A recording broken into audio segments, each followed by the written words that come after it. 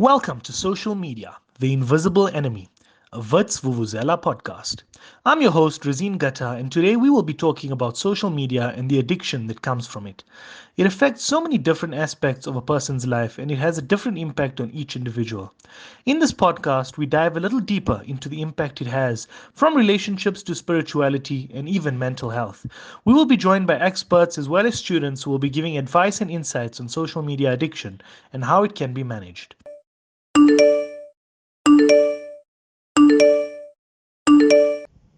Friend, but your phone has been popping off. Please check it. Friend, I posted this picture on Instagram, and of course, you know I always do the right thing. Content creation 101. Wow, I bet your DMs are full of people trying to shoot their shots. You did not lie, my friend. But honestly, I just wish my man could repost it. For some reason, he doesn't post me or repost any of the pictures on his social media. Hybo, Ntando must post his girl. A man must post and not forgetting he must be bowling with money. No way. Due to the effect that it has on the brain, social media is addictive both physically and psychologically. According to a new study by Harvard University, self-disclosure on social networking sites lights up the same part of the brain that also ignites when taking an addictive substance. Today on the show, we're going to be talking a little bit about the different facets of people's lives that affect social media addiction. So social media addiction is real, and now I'd like to call on Kiamogetswe to talk about her experience of social media addiction with regards to friendship. I believe social media within the scope of friendship can go either way. It can be a platform to express your love for your friends and an essential tool in sustaining said friendships. Often one would not immediately see how social media can have the opposite effect, especially when one is addicted to it. It is often the case that instead of finding solace in friendships, we find comfort from strangers. Social media can take up significant space that human interaction almost feels like a chore instead of something that is meant to fulfill us. If I apply this exact statement in my life, there are many instances where I felt that I was neglecting my friends, because I feel like in the time that we're living in, social media takes up a significant amount of time and you don't even see the time going by. So I could come home from school and I'd immediately go on my social media platforms, check Instagram, check Twitter, and my friends don't even reach out to me, or I don't even reach out to my friends. And that one sporadic call out of maybe after 2 weeks, and I'm finding out all of these developing events in my friends' lives, or my friends are finding out all of these things, and we wonder, where did the time go? I felt like when certain friendships deteriorated because of the fact that we weren't checking up on each other enough, that is when social media actually showed me another side of it, a darker side, that almost we get wrapped up in this online world that we forget to actually check on those that are close to us. And we take it for granted that they'll always be there because they're supposedly a phone call away. So I think that is the underhanded effect social media has had in my life. That's a really personal experience, Kiamogetswe, and I just want to go now to Jessica, who's going to be telling us about social media and the effect that it has on mental health. Yeah, so social media is something that can be quite detrimental to a person's mental health because it affects areas of your mental health like depression, anxiety, sleep deprivation, and it even creates a mindset of envy in a way. Although it hasn't necessarily been seen that social media can cause depression, it definitely has a way of exacerbating it because it essentially intensifies pre-existing symptoms and causes a decrease in social activity, which in turn can make a person feel lonelier. But this can also be seen in the case of sleep deprivation, and spending countless hours on social media both before bed and right as you wake up can actually result in a person losing valuable sleep. And this lack of sleep can facilitate moodiness, intensify existing problems such as depression, anxiety, and especially attention disorders as well. And I think this is something that I have personally experienced because I know I am definitely guilty of checking my phone right as I'm about to go to bed, right as I wake up, and it just keeps my brain active for so much longer that I'm not sleeping the recommended amount, and I'm definitely a lot more moody for it. But then social media also creates a source of anxiety, and this is made worse the more you invest into it. people feel this pressure to respond instantly and have these picture perfect posts that create a heightened anxiety because you feel like you're failing at life if you don't have what you see as this picture perfect life as portrayed on social media. And it does this exact same thing when it comes to self-image. Like if you don't look like that society perfect person on social media, you somehow feel as if you're not good enough. And this can lead to things like eating disorders and poor mental health, such as depression. 100%, Jess. I think that's very true. Also, in my opinion and in my instances and with social media addiction, that's exactly how it happened, and that's how it affected me. It's affected me in the biggest area of my life, my religion and my sense of spirituality. It has put my belief system in a cage, so to say. I'm both a religious and a spiritual person, and where I come from, these two coexist and these components feed off each other. But that has changed because of the monster that is social media. Now, especially with Twitter now, I can't voice out that I'm a Christian and that I also acknowledge my ancestors. That is frowned upon. People just don't think that these two can coexist, especially in that space. Too many online spaces, those words are foreign, as I've just said. They can never coexist and mix. For instance, on my old Twitter account that I ended up deleting, I was actually bullied into deleting the Twitter account, and to the point where I had no other resolution but to delete it. I had tweeted something along the lines of, my ancestors and the Almighty really do come through for the girl. And this person just attacked me in all that I stood for. And I mean, this has been an occurring trend as of late. I remember the other day it was Ancestors Day. It was a Saturday. I can't remember the exact day, but I think it was somewhere in May. And people were just like, but you guys portray yourselves as Christians, but now you celebrating Ancestor Day. People don't really stand up for each other on social media. They just think that social media is that vile space, and then they just need to go out and attack people for what they believe in, what they say, and basically attack their characters and who they are, and that in many ways do affect me and other people as well.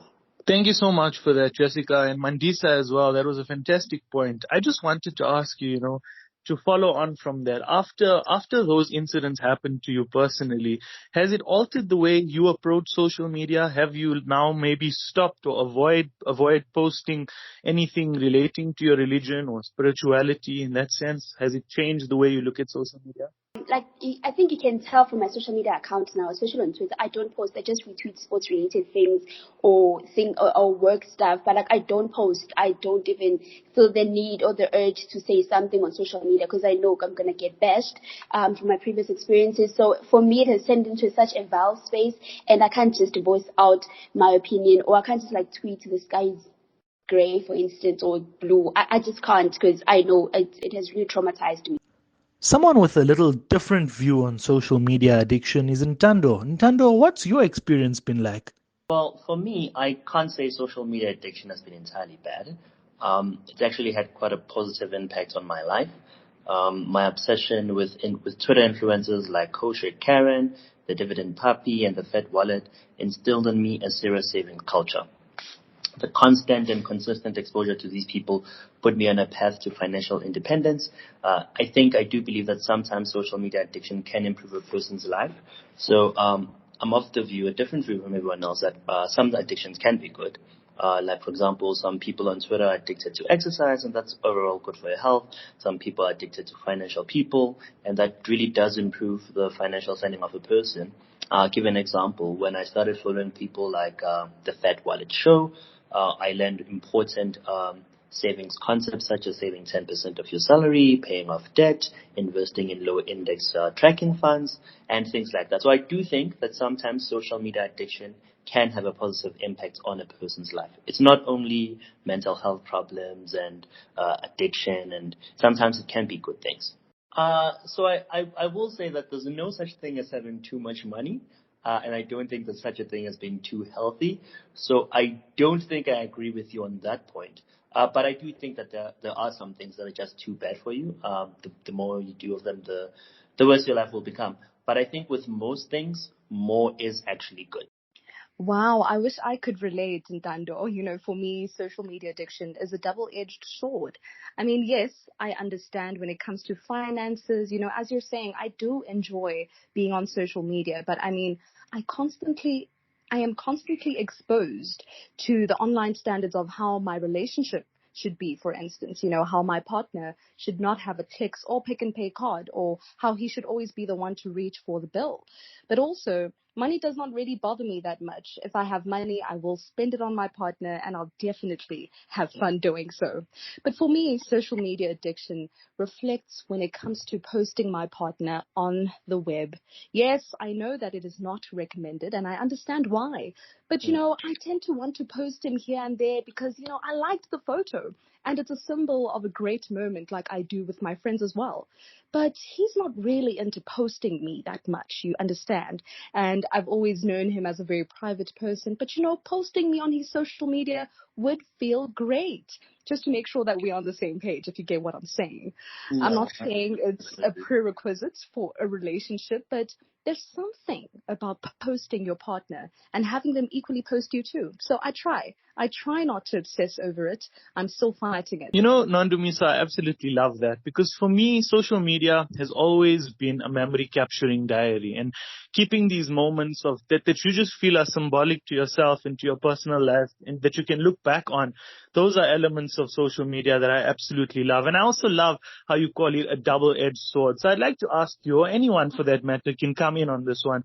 How do you guys feel about social media addiction in terms of overcoming it? What do you feel rather is the way forward?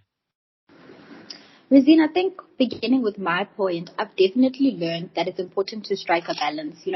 Much like everything in life or how multifaceted our lives are, you need to balance this aspect with your life with the other. So one, I've acknowledged that social media is part of my life. It's part of my daily routine. And I don't even want to get to the point where I fight it. I think I want to approach it in terms of embracing it, but as well as making sure to cover all of my bases. So in me embracing social media and understanding it's part of my daily routine, I also need to incorporate checking in on friends.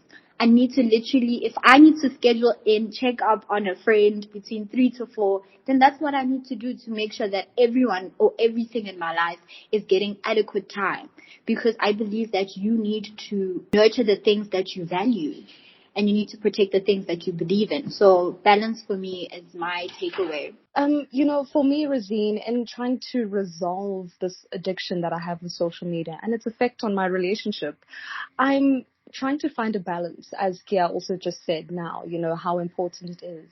I mean, he reassures me every day. He does a lot of things apart from just the online presence. So it's just trying to find solace in the offline world, in the offline world, basically. So for me, I've just resorted to literally taking myself out of this space. I just go there for pure entertainment now. It's such an entertainment space for me right now.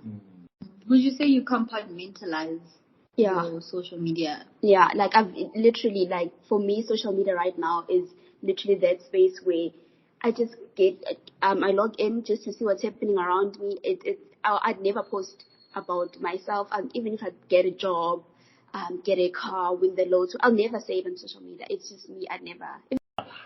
For me, I would say it reminds me of that old Alcoholics Anonymous saying that first acknowledge you have the problem.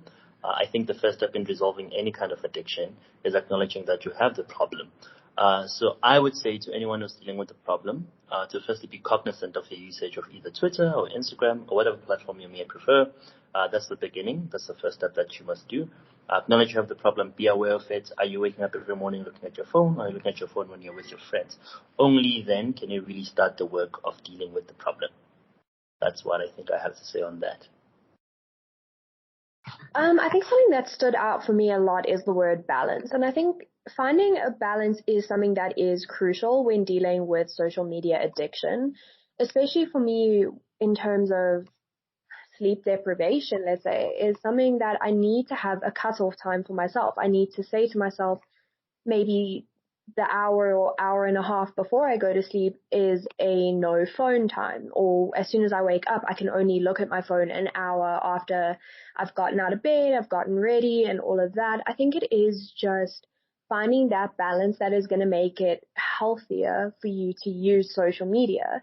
And I think, unfortunately, it has become quite difficult because we live in a time where social media and other internet-based products and everything have kind of taken over. Like a lot of jobs have moved online and everything.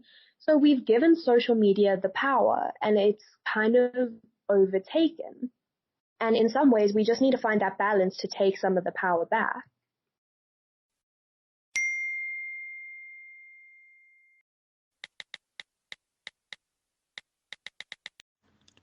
Thank you so much, guys. That truly was a very, very informative panel discussion. Next up, we're going to be going over to our social worker to get a little bit of a more psychological perspective on things. With us, we've got Fatima Tamutlwasi, founder of Black Women Caucus. Hi, Fatima. How are you doing? Can you maybe give listeners a little bit of an introduction as to exactly what it is you do? Good evening. My name is Kitumeti Fatimata Mutlwati. I am a feminist social worker. I am the chair and founder of Black Women Caucus, a feminist social movement that seeks to provide multi-pronged and cross-sectoral solutions to addressing social ills with a specific focus to gender-based violence.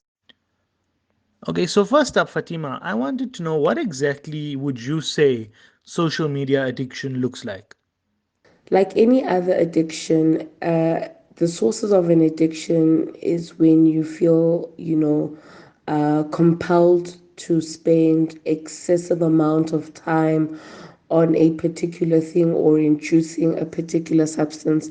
In this instance, when we speak about internet addiction, we also, or rather social media addiction, we're speaking about a process in which somebody feels the compulsive need to spend a great deal of their time on the internet to a point where it starts to affect different aspects of their livelihood. So one of the major indicators one would look at when assessing an addiction is to what extent does this addiction or this activity affect how you function, right? Functionality includes how you function at work, how you relate to other people, how you're able to take care of your well-being. Absolutely. That makes a lot of sense, Fatima. Next up, I'd like to know would you associate the increased use of social media with COVID-19 particularly, or would you say it's something that was bound to happen regardless? I think to answer the question, the rapid rise of the digital eras is inevitable. And in fact, you are more disadvantaged by resisting, the internet age or what we call the fourth industrial revolution. However, the COVID-19 pandemic, which resulted in national lockdowns across the globe, has meant that a lot of people have been homebound.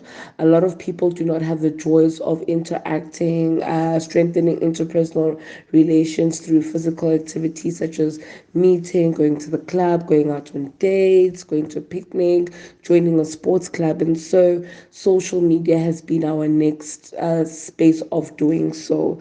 In this instance, uh, many people were subjected to being at home more often alone. Some were faced with the challenges of confronting difficult home circumstances, and in most cases people would find the support, the networks, the communities online.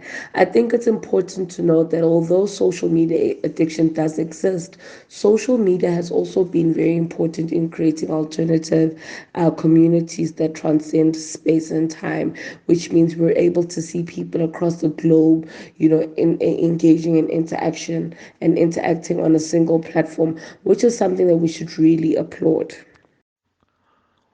Absolutely. And then I wanted to know what reasons do you feel justify the social media addiction that we see now? So much so that social media affects us greatly even while we're offline. I do believe that there's a huge dependency on social media. I think it's important to note, what some of the physiological, processes that happen when we are on social media. The motion of lifting your finger, swiping your finger on your phone releases dopamine, which is a happy kind of drug, and so that sensation, in relation to the action, becomes something an individual is addicted to. Most often, social media also becomes an important place for us to escape reality. Most people are able to curate their realities, live different lives through social media versus those of their own. Social media is also an important place, and as we've seen, for escaping, some of the challenges in our realities.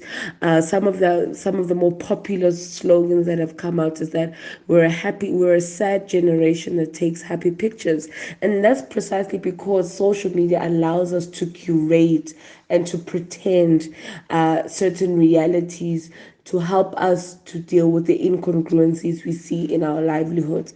However, as I said before, that it's important for us to know that although social media does have its extremely detrimental effects, it is also really positive in helping those who may not have the necessary support structures to find alternative forms of support and community.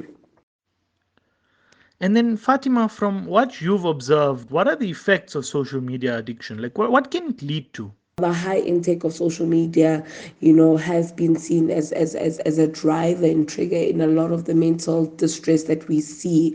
I think it's important for us to know that what we consume online has a direct implication on how we comprehend ourselves. So even understandings of self-worth are affected, and confidence and self-esteem, because of the unrealistic expectations placed online, which if not mitigated or managed, can cause a person to feel extremely isolated, alienated, depressed, and sometimes might even, trigger suicide ideation. And then finally, Fatima, I think something that everyone has on the tip of their tongue right now, a question that everyone's been waiting to ask you is there any way or ways that you can perhaps recommend on how we should make use of social media for those of us that truly can't avoid it, perhaps in a way that's not detrimental to the facets in our lives? I think it's important, like any other substance we take, whether it be, they always say too much of a good thing becomes bad, right? And although we've established that social media, and we've seen over the past decade that social media is, it's a growing social phenomenon, and it continues to influence and shape how we engage with one another. But what is important is that we do live in the moment. So let us not deprive, ourselves of the human process of living in the moment, and not always curating what we hope the moment to be like.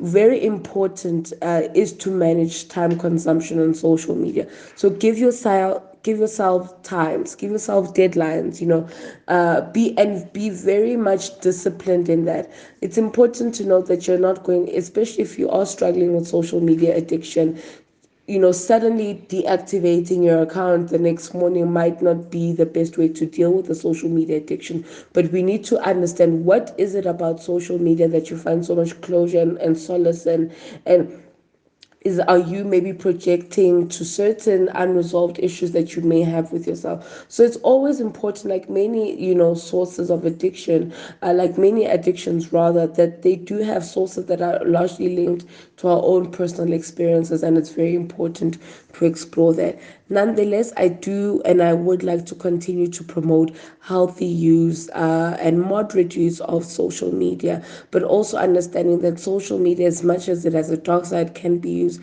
as, and we've seen, is quite instrumental in advancing for change. Thank you. Well, there you have it. That concludes our episode on social media, the invisible enemy. Thank you so much to our panel, Kiamo Khetsue, Jessica, Mandisa, Ntando, and Nandumiso, for what was quite an informative discussion. And then, of course, Ketumetsi Fatima Tamutluasi, founder of Black Women Caucus, chatting to us, our expert here today. Really, really interesting questions that we've had, and really, really interesting answers that she's given us. Thank you so much for joining us. And of course, be sure to keep an eye on We Should Be Writing, a Wits Vuvuzela podcast, for future episodes on some really exciting topics. That's it from me, Razin Gata. Cheers for now.